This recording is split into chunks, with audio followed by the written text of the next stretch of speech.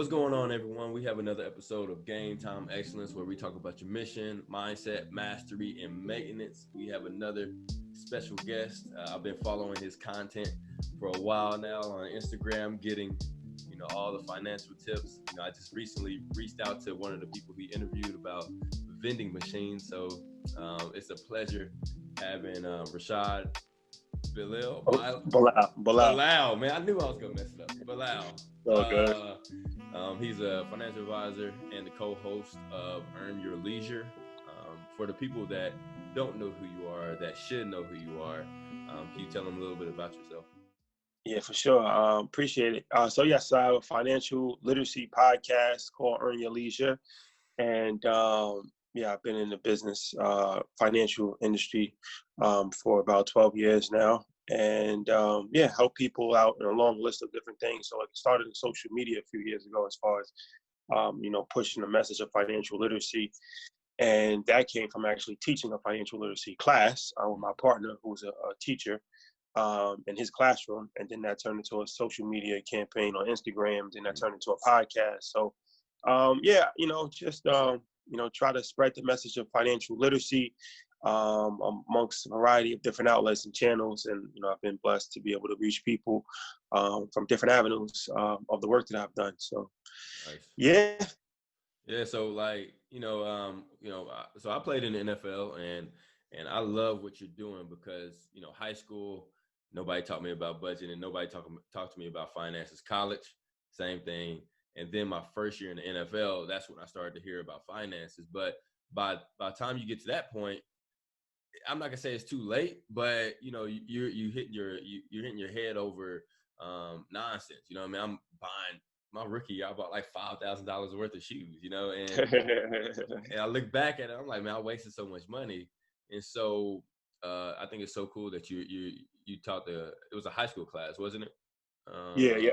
Like 8th and 9th graders, so like 14 years old. So yeah. Yeah. I mean, I think that's so cool. So what made you like want to do that? Yeah, so like I said, my partner on the podcast, Troy, he's somebody I speak to every day, one of my best friends, and he's a teacher. So he had a class, and he had asked me to come speak to the class. He was teaching in the Bronx. This was years ago, and he asked me to come speak to the class. And at the time, I was a little apprehensive because I never liked school. So I'm like, any chance that I get to go back to school, I don't really want to take. Like, no, I'm like, once I'm done with school, it's over. Right. And I didn't really know like how to relay a message to kids and stuff like that. So I did it just because he asked me, and I actually enjoyed it. And from there, he had a summer program where it was a 6-week program for kids that's like 14 years old, where they're too old to go to camp but too young to work. And it was a 6-week program where they have job internships, and then they go to college tours, and they do a variety of different things. So one of the things was a in-class day where they were in the classroom, they're learning about different topics. So he asked me, could I put together a curriculum for 6 weeks, teach financial literacy? And once again, I did it because he asked, and I really enjoyed it. And it's something I just became passionate about, and I really learned a lot about teaching and how hard it is. It's something that it's not easy. I have a newfound respect for teachers and educators because it's extremely difficult, especially kids that age. But it's gratifying to see them get excited about it, get excited about stocks and get excited about investing, and they just wasn't exposed to it before. But when they actually learn about it, they're like, okay, this is actually exciting, and we do competitions, and it becomes competitive, and it's something that was really encouraging. So. Yeah, that's how I got started in the financial literacy space, teaching, and that's something that has just grown over the years. Right. And exposure is everything. I recently, before this coronavirus happened, I recently took my little cousin. He's 7 years old, and I took him to gymnastics. And before, I picked him up, he's like, "No, I don't want to go. That's for girls. That's for girls." And then when he got there, he saw other boys, and now he's like, "Man, I want to continue to do it." And it's the same thing with finances. People have this stigma of like, money's like evil or whatever. Like I shouldn't look into learning more about it because of X, Y, and Z, and so for you with the kids, were they receptive in the beginning or were they kind of like dismissive about it? Yeah, I mean, I think at first they was just a little like unsure because they didn't really know like what it was going to entail, if it was going to be really hard, complicated, boring. So, you know, they was kind of like a little just unsure, just kind of like testing the waters to see what it was going to be. Mm-hmm. But very quickly, actually, they pick on to it. And, you know, we try to keep it pretty easy for them to understand, and like different, you know, things that's not too much over their heads. So, yeah, it doesn't really take too long, in my experience, for the kids to actually gravitate to it. And it's something that they already can relate to as far as everybody, you know, is excited about money, especially kids. Like, you know, they don't fully understand how it works, but they understand how to spend it. And they understand, you know, they want clothes and same stuff that we want. So, you know, to actually learn about it on a different level is something that they actually enjoy. Right. No, that's really dope. And so, you play basketball, right? Yep. Yeah. Okay. So, did you grow up, you know, learning about finances, or, you know, where did that start right there for you? Yeah. I always was into business. Like, you know, sports and business was my two favorite things. Even at a young age, like, you know, I don't necessarily know why. My dad was in business, so maybe that why, but I just always was into stocks. Like, even like I have siblings, nobody was actually into business except for me. So that's something I was just always into. I took a trip to Wall Street when I was a kid, probably like 10 years old, and I just fell in love with the stock. Yeah, I fell in love with the stock market back then. I used to just watch movies like Wall Street, and it was just fascinating to me to see these people make so much money and you know, trading stock. Like, they're not actually risking their lives. They're not. It's like all they doing is just wearing suits and just making phone calls and just you know, looking at graphs. So I was always interested in business, and I always just like every aspect of business. And I think that that's something that just kind of continued with me as I continue to play sports. You know, sports became a big part of my life. But even as I was playing sports, I always you know, used to read business books and try to keep my you know, business sense up. So yeah, for me, it was exposure early, and something that I've been in love with like pretty much my whole life. Right. No, that's real cool. And so when you were playing sports in college, did you try to, like, you know, put your teammates on game, or what? Yeah, we used to have conversations. I mean, you know, you never want to like preach to somebody, because obviously a lot of, you know, 19, 20, 18-year-olds, that's not something that's really something that they're interested in. But every now and then, yeah, we definitely would have conversations and, you know, talk about different things and investments and stocks and stuff like that. And people was actually interested in it back then. So it's encouraging to see, like, financial literacy is like on fire right now. Everybody's into it. Rappers is rapping about it, and real estate and all that stuff is just real popular. But it wasn't as popular back then. But even then, like, you know, we used to have not a lot of conversations, but we had some conversations about it. They was interested in it, about like passive streams of income and finding different ways to make money. Like when we finished college, so those is always stuff that we was interested in and having conversations about. Right. No, I love that, because, you know, I just wish in the high school realm, the college realm, that it was talked about a little more, because I do this Zoom call with some athletes that go to OU, OSU, Arkansas, and, you know, we talk about networking, we talk about building your brand, and then we talk about like finances too as well. And I ask them, like, are you learning some of this stuff in school? And they're like, no, not really, unless your major is like in finance or in business or whatever. And so, you know, for me, I wish I would have learned that like sooner, so I could have, you know, as an athlete, you get stipends, you know, and when you get that stipend, if you know how to budget your money, you can walk away from college with at least $10,000, you know, easy. Yeah. I could have walked away with college. I mean, I got Pell Grant too. I could have walked away with college like 30 grand, you know? Nah, it's crazy you say that, because we interviewed somebody, Sean Bullard.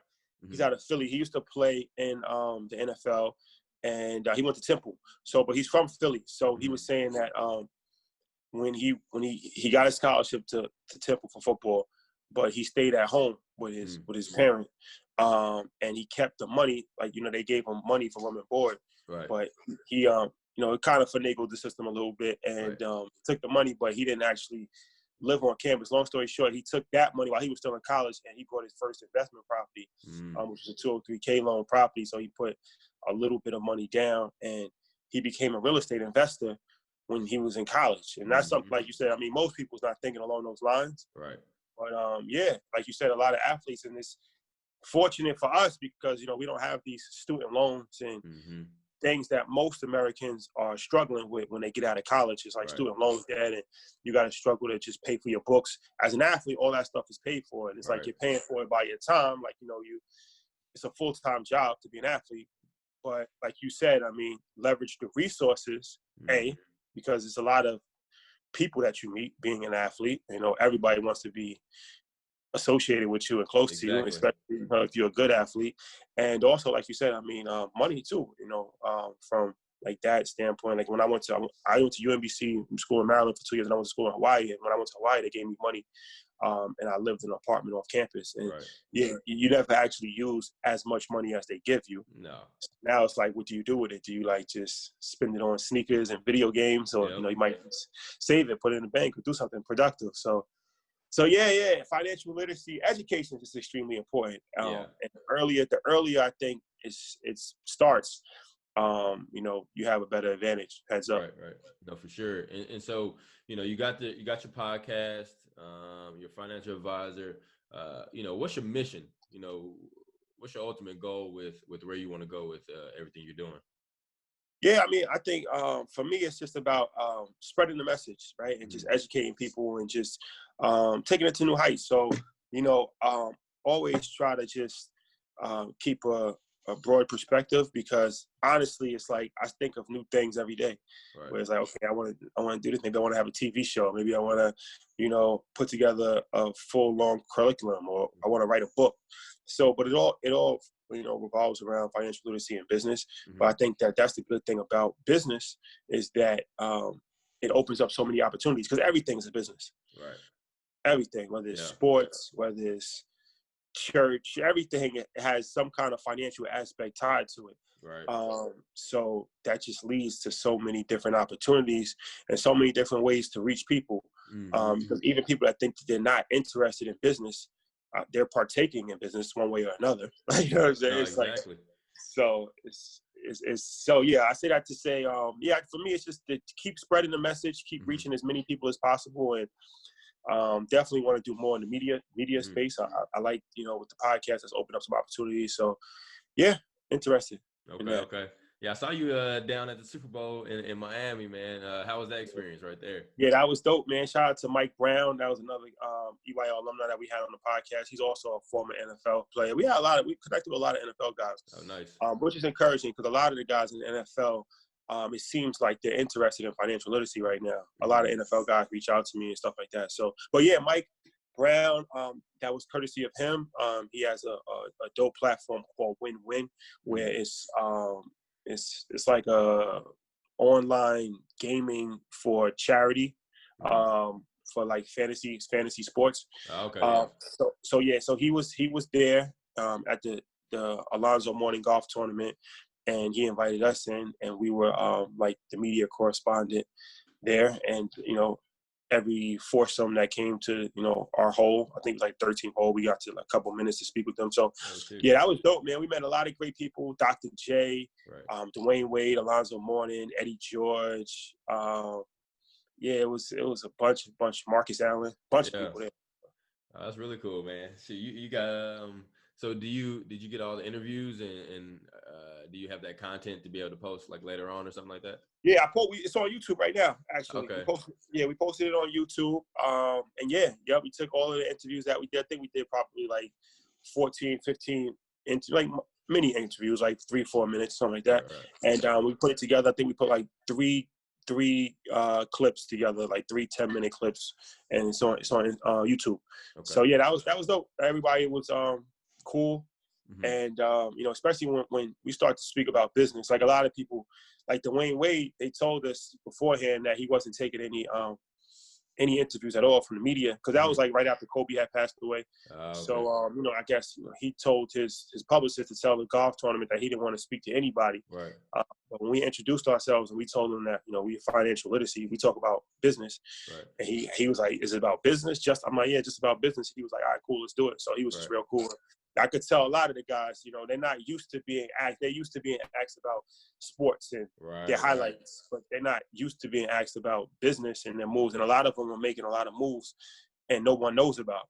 So, they're like, overly joyed to actually have a meaningful conversation. Not to say that sports is meaningful, but it's like in the grand scheme of things, you know, what they're doing off the court and off the field is way more powerful and impactful than what they have done, you know, during their playing career. Yeah, no, for sure. I mean, it's like you know, when you're playing, you know, you get home, your family wants to talk about it, your friends wants to talk about it, and then once you're done playing, you know, I have people, oh man, you gonna try to go back? Is that it? Like, dang, I know I can do more than play football. You know what I'm saying? Yeah. No, it's crazy you say that because that used to happen to me all the time, and it's like, even for a long, like a couple years after I finished playing, I didn't even want to tell people I finished playing because it's like they're like disappointed, like, oh, like, is it over? Like, you gonna go overseas again? Like, you know what I mean? And it's like, because they look at you like, that's it. Like, you know what I'm saying? It's like we put so much emphasis on sports in our communities. It's like when one person makes it, everybody makes it. Right. And they put all of their aspirations on you. But it's like LeBron said, more than an athlete. And so it's like, you can do more. And to that point too, I would say for people who need to encourage, like the way we, like when somebody comes home from college and everybody's like, oh, tell me about your experience, like, you know, can I get tickets to this game? They should be encouraging the kid that's home from college that's just a business major or that's trying to be a doctor or a lawyer. Like the same way, like we don't get that same encouragement. But it's like if you play sports, everybody is, you're like the talk of the town, you're a neighborhood hero. Yeah, no, that's 100% true. And so dealing with that though, dealing with, you know, once sports was done, you know, and I'm pretty sure you deal with some ups and downs now, but you know, what's your mindset when it goes into, you know, running your business and then transitioning to as well? What was your mindset like for that? Yeah, I mean, for me, honestly, a lot of the things that I learned in sports have helped me in business. Like a lot of it, just as far as teamwork, you know, the discipline, the day-to-day routine. Like, you know, when you do something every single day, pretty much your whole life, that develops a certain discipline. Right. And you know, I carry that over for sports to business. And for me, it was an easier transition. I know a lot of people have trouble. For me, it was an easier transition because I was kind of ready to leave sports because, you know, I had played basketball my whole entire life, pretty much since I was like 8 years old. And I had developed a real bad tendonitis in my knee. And after college, like I went overseas for a little bit, but even in college, I started to lose the love for it in college because it was a job at that point. And it was less enjoyable for me.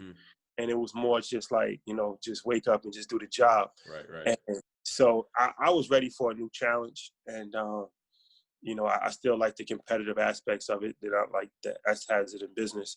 But yeah, but I know a lot of people, you know, have a hard time transitioning from sports. And some people just can never let it go. Like they'll chase that dream forever. It's you know, at some point, I think, you know, it's like everything has a season, and it's like you can't be an athlete forever. But the things that I think you learn in athletics is extremely valuable. And like I know for me, like I said, the things that I've learned from sports has probably helped me more than the actual things that I learned in school, to be honest. Oh, really? That's deep right there.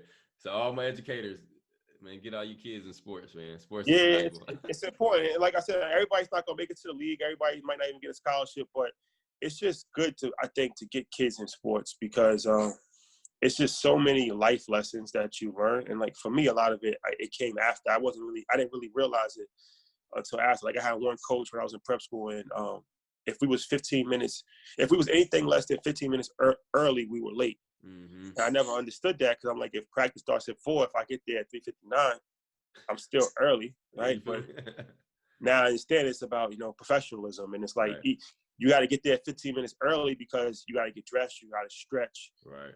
So now I kind of understand that helped me with preparation and like going over game plans and stuff like that helped me with preparation. So yeah. I got that. That's facts. And so as far as like mastering, you know, the skills to like, cause you know, I don't know if you had any like podcast experience. I'm pretty sure you watch podcasts or listen to podcasts. But what was your process about going to develop this podcast, and how are you mastering the skills to continue to do it? Yeah, I mean, for us, honestly, we didn't really listen to me podcast. We listened to I listened to Drink Champs every now and then with Nori, his podcast, but me and my partner didn't really listen to podcasts too much, and that actually helped us because we didn't really know like how to format a podcast or how to, so we just, everything that we did was just 100% original, just like, okay, this is an idea, an original idea. And that's kind of how we did it. We kind of, our thing is we do like 3 different segments. So kind of like the show 60 Minutes. If you ever watch 60 Minutes, where it's like 3 different segments and it's like on 3 different topics. And that's something that we started early on our podcast journey. But yeah, for me, it was really just about brainstorming and seeing like, okay, this is a good idea. Let's try this. This isn't a good idea. Let's not try that. And we just figured it out as we went. So I think that it actually helped us because it really forced us to be original because we didn't really have any reference point to follow. Right. So what advice would you give someone who's like looking to start a podcast or, build their brand on Instagram or social media or whatever? Yeah, I mean, I would say as far as the podcast, I would say the first thing to do is to actually format it to say, okay, what do I want to talk about? Like, what is the podcast going to be about, right? And then, like, format it to say, like, what's the structure?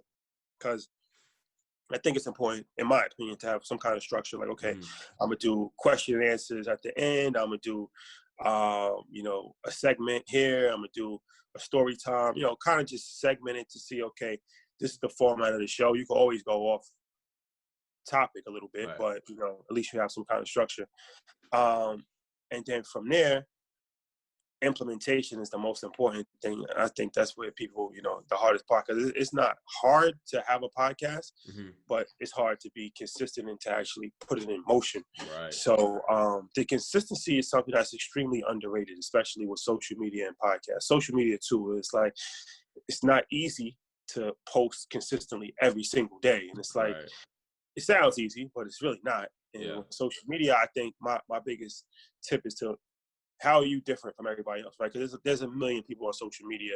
No matter what you're doing, there's a bunch of people doing the same thing that you're doing. Right. So it's like, what makes you different? And like for us, we found our niche early on, like sports, entertainment, business back. Like, so we would like talk about like pop culture.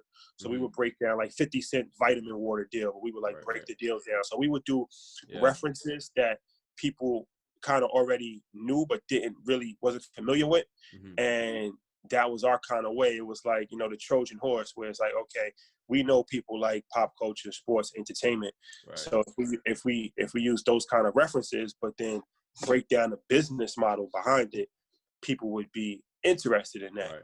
And they were, and that worked for us. And then that we, kind of just branched off into other things after that. But yeah, I would say just to try to be original. Just to really try to be original. And the best advice I got on social media a while back from somebody that kind of helped me out early was like, look at what everybody else in your field is doing and do the complete opposite.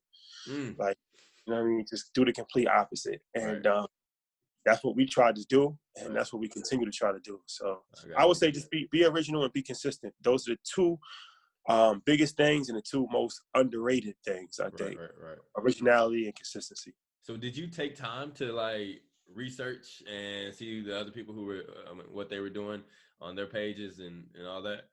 I mean, I didn't really research it, but I kind of saw it. Like, you're on social media, so I kind of see like, okay, this is what, because there's a lot of business pages, right? And especially right now, like I said, financial literacy is good, it's trendy, and that's good. But I saw the direction that they were going in, and I saw a lot of them were very similar to each other. So I'm like, okay, like, we have an opportunity to be different from that. And nobody's really doing that. And I think that's why a lot of the NFL guys, because especially early on, we was talking a lot about sports and like sports contracts and, the job tax and stuff. Nobody was talking about stuff like that. And it was easy because it's stuff that we was already interested in anyway. Yeah. So it wasn't like too far-fetched from our normal lives. And also, I saw a lane that nobody else was really tackling. So I was like, all right, well, let's play in this niche. And yeah.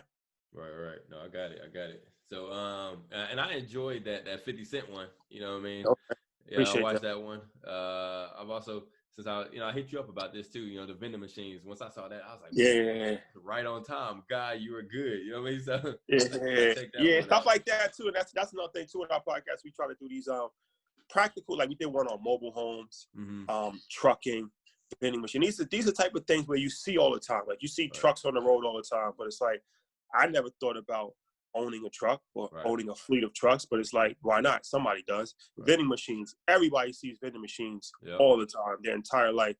I never thought about who actually owns those vending machines, but somebody owns them. Somebody's making money off of them. So yeah, stuff like that. It's another thing that we really are big on, and those are like usually our biggest episodes because it's like people can gravitate to that, and they're like, "Oh, I could do this. This isn't, I don't have to go to Harvard to own a vending machine." Yeah, no, it's true, and it's crazy. You don't realize how inexpensive the vending machines are and gumball machines are. You know, it's almost like what's it called, network marketing.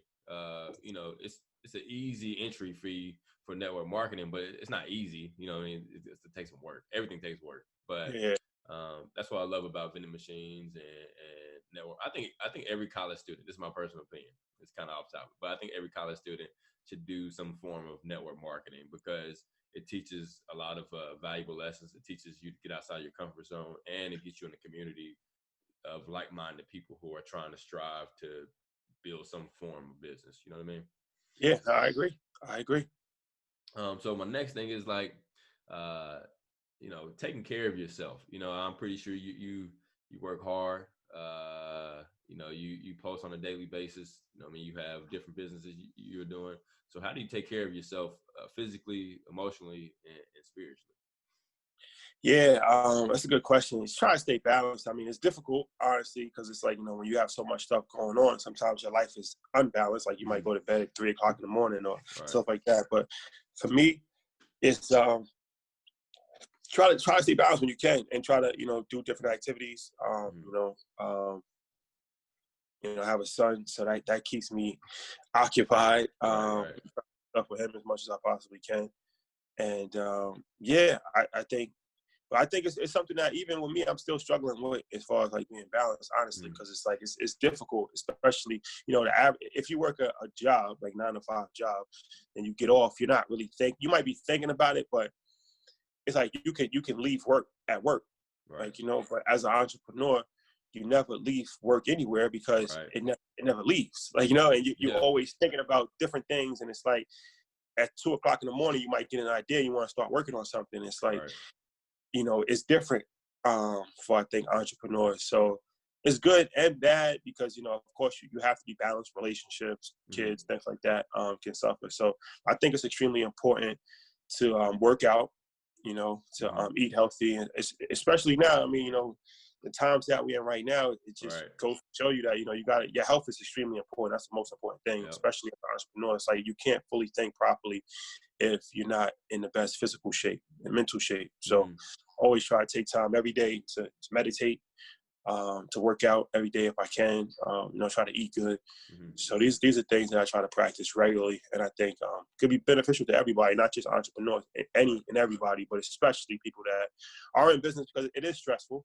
It is stressful and it's demanding. It's demanding. So you have to find ways to you know, balance it out. Right. And then, you know, you talked about especially the time that we're in right now. You know, people are being laid off. Some people don't have the money to, you know, pay rent, X, Y, and Z. So what advice, you know, I don't know if you thought about this, but what advice would you give someone who is kind of like stuck at home? They don't know what to do with their situation. You know, what advice would you give them? Education is extremely important. So I think now is the time to educate. Now more than ever, because it's like a lot of times, you know, it's like we don't have enough time. You know, day-to-day life is so hectic. A lot of people say like that's the biggest excuse. I don't have time. Right. But now everybody has time, right? So it's like you're not doing anything for the next month, at least 2 months. Who knows? This thing could last forever.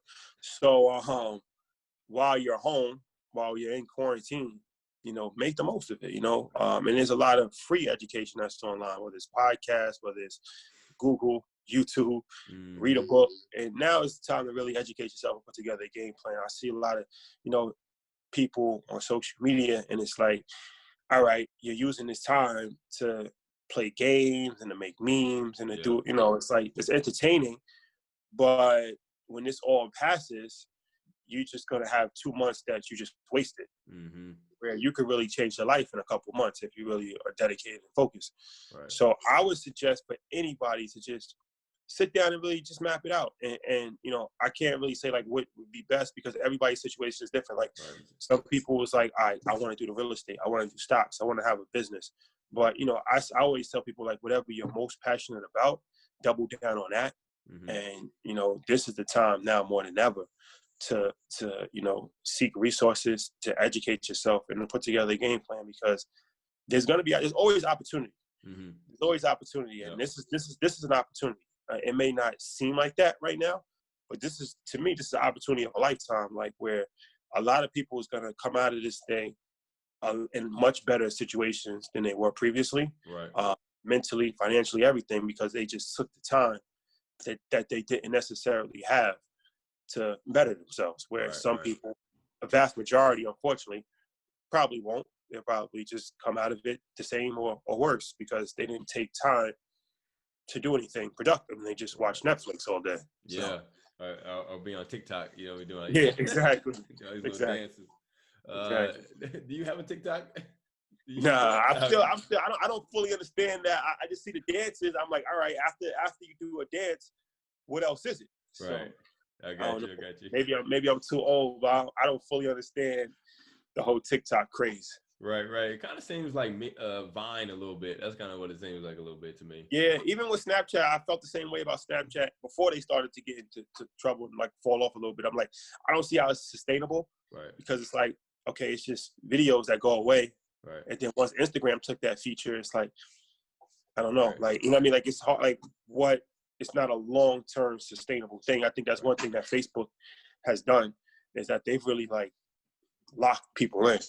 But it's like long videos now and stories and lives and it's so many different features that you can do on Instagram. It's almost like you can stay on Instagram all day. No, for real though. Yeah. So how much time do you spend on like social media? You know, I talked to a guy who's a YouTuber. Man, he has like 1.5 million subscribers or whatever, and he's like, man, I don't spend any time on social media. I feel like it's a tool that makes me procrastinate, so I don't spend any time on it. So yeah, I mean, I'm guilty. I do spend, and that's one of the reasons why actually I started my social media page years ago for business because I'm like, I'm spending so much time on here. I might as well do something productive. Right.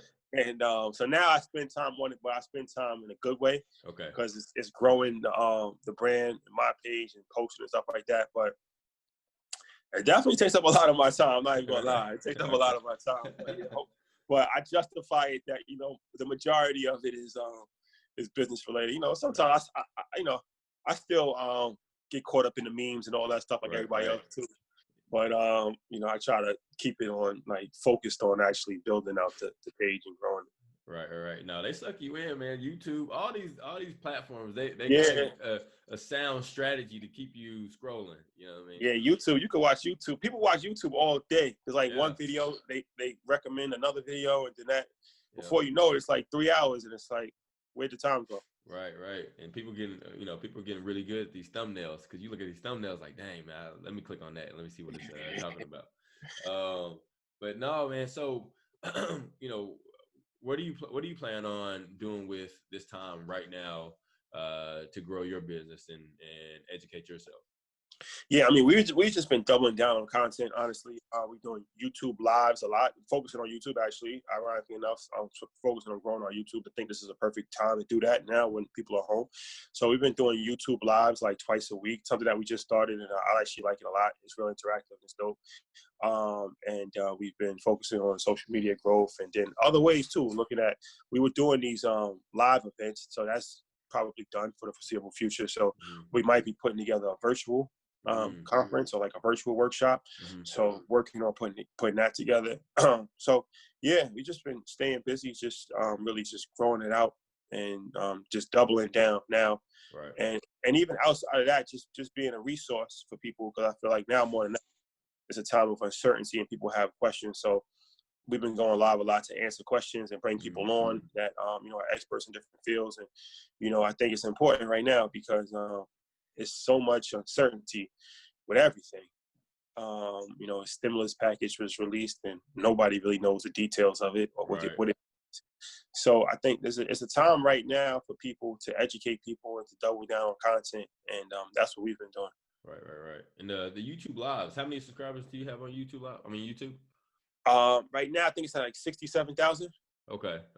And so what if a person doesn't have that many subscribers? Should they still do YouTube lives or what? Yeah, just keep YouTube is a slow grind, but it builds up over the course of time. So we started our YouTube probably maybe around this time last year. And we just consistently growing. But the thing with YouTube, just like social media, you have to be consistent. Right. But it's all intertwined. So like the podcast, social media, YouTube, it's all kind of like cross-branded. So as one platform grows, they all kind of grow simultaneously. And I tell people to focus on, you can do multiple things. Some people like only do their podcast on audio. And I'm like, if you can actually tape it and put it on YouTube, then why not? Or some people just only focus on Instagram, where it's like, well, if Instagram shuts down tomorrow, if they disactivate your account, now you're screwed. You have no other. So you wanna kind of spread it out, especially like I said, now people are getting their content from a variety of different sources and different means. So yeah, that's kind of our strategy. It's kind of like money. You got to diversify your money. Exactly. You got to diversify for sure. No, for sure. And so, I like to end every podcast with one, how do you want to be remembered? What is one thing you want people to know about you? Like, and then the second thing is, what is 3 tangible action items that somebody can walk away with, a business owner, an athlete, that can help them be a better individual? Okay. As far as how I want to be remembered, somebody that helped, somebody that helped people. For me, I think that's the biggest thing. And then from there, I think your legacy is not, you can't determine your legacy. That's determined by others, right? Only thing you can do is just do your best and try to leave a good footprint on the world. So if I could be remembered as somebody that has helped in any capacity, that would be a blessing. And as far as 3 actionable items, I would say the first one is to get organized. Is to get organized, and that's something that is extremely underrated again. And for me, to-do lists are mandatory. It's a mandatory part of my life. I have to have a to-do list every single day. I check my to-do list. Yeah, to-do list. To-do list is mandatory. I keep a strict calendar. That's mandatory. And I write out my goals and review weekly progress reports. So organization is extremely important. And like you said, especially for athletes, that's something that they should be able to relate to, because they're already kind of familiar with that from sports. So organization is extremely important. Budgeting is extremely important too, right? Because it's like, no matter how much money you make, it doesn't matter if you're not budgeted properly. And that's for business owners or individuals, because it's like a lot of businesses don't know how much money they have coming in. And it's like, you can't run a business like that. It's the same way you can't run your life like that. Like, so it's hard to really move forward if you don't have a set plan. Right. So budget, and there's a lot of apps online, websites. You could just, just do it yourself and just kind of track. And I always say, to look back like 3 months. And if you're using credit cards or your debit card, you could just print out like 3 months of like statements, and you'll be surprised on how much money you spend on things that you don't even realize, like, just eating out and, stuff like that. And it's like, okay, maybe I don't need to eat out 4 times a week. I could save money. You could probably save like $500 a month just doing that. Like, so budgeting is extremely important.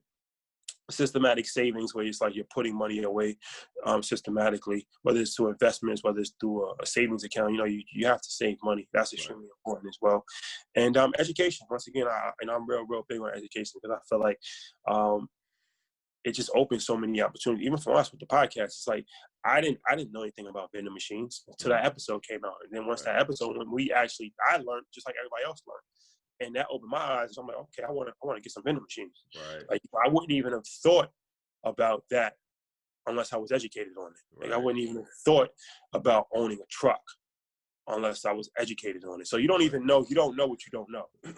And I think that's big, especially in our community. It's like we're vastly uneducated on a variety of different things, but especially when it comes to business. And it's like, it keeps us blind to so many opportunities that's right in front of our, like vending machines is right in front of your face. Right. Literally. Yeah. But we're blind to it. Yeah. And it's funny you say that because, you know, I started doing, after I got done playing football, I was playing basketball for a little bit. I probably could beat you one-on-one, but no, I'm joking. But I started, you know, doing jiu-jitsu after I started playing basketball. And yeah, I see that. And so in the jiu-jitsu community, there's so many, it's so many different types of people. You have doctors, you have entrepreneurs, you have, you know, veterans, and then I met a guy. He owns a garbage company, and so he has like what, I don't know, maybe 10 or 15 like garbage trucks. And I'm like, man, how, like, is this like, I didn't even know that was a business. I just thought the government, you know, did that. And so he was telling me about it. I was like, dang, that's a lot of money in garbage trucks. Yeah. But the thing is, you just don't know what you don't know. And you have to explore and try to educate yourself so you can receive those opportunities and start investing in those opportunities like you're talking about. I agree 100%. Yeah. So is there, besides the vending machine and besides the trucks, is there any other opportunities that you just learned about from your podcast? Yeah, it's a lot. As far as like real estate, like hard money loans, I wasn't really too familiar with that. Shout out to my man Lourdes Slump Fernando.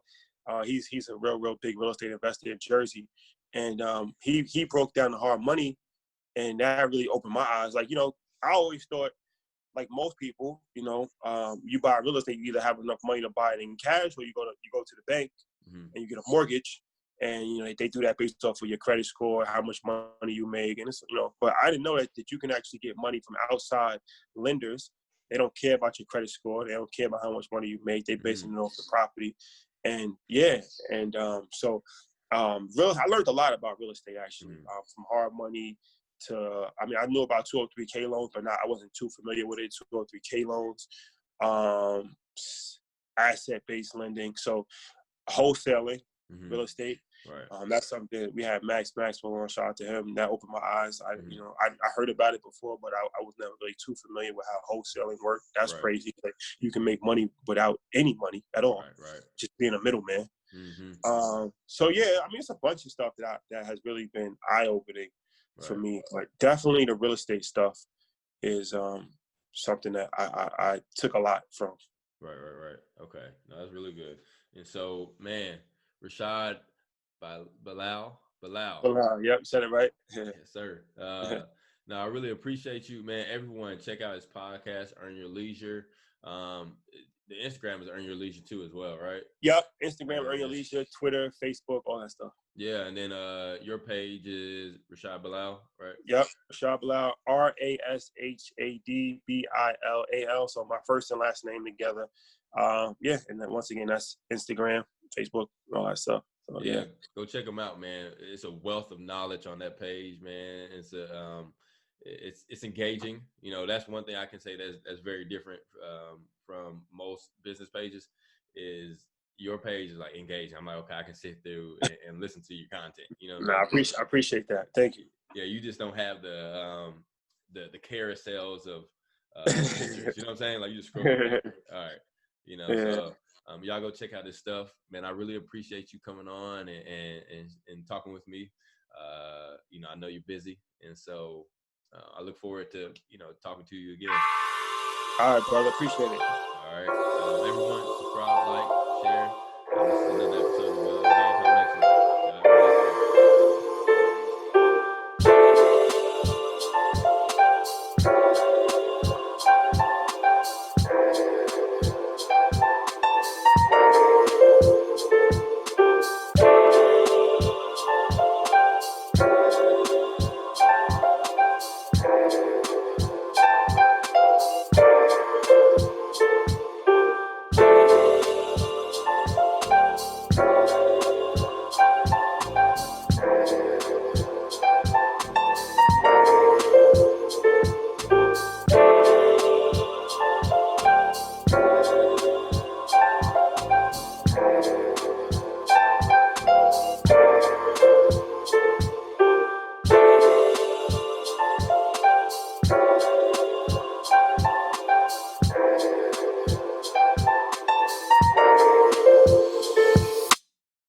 again, sister? I said, thank you, Jesus, for your glory and your grace. Amen. Your goodness. You're so worthy. That's right. We out taking chances. And you told me you was going to get this. That's all right, girl.